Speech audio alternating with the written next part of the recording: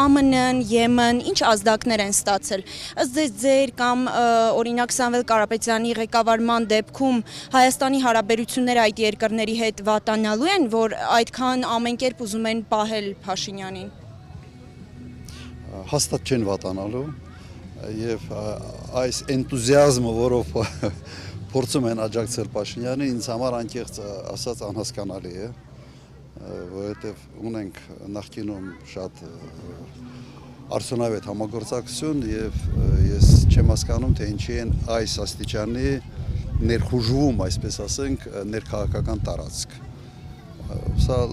լավ բանի մասին չի խոսում եւ ավելի շատ ենթադրում եմ, որ Ռուսաստանին ցավացնելու կամ Իրանին ցավացնելու ինչ որ քայլեր է ձեռնարկվում եւ մենք գործիք ենք դառնում նաեւ այս process-ի համար, որը Հայաստանի Հանրապետության շահերից չի բխում ընդհանրապես։ Ես ոչինչ չունեմ Միացյալ Նահանգների դեմ, պետք է բարեկամ երկիր լինել, բայց այդ բարեկամությունը մեզ չպետք է թշնամացնի մեր այլ բարեկամների հետ, որոնք ներկա են տարածաշրջանում եւ շատ ավելի մեծ ազդեցության հնարավորություն ունեն եւ շատ ավելի ենք մենք կախված իրենց տնտեսական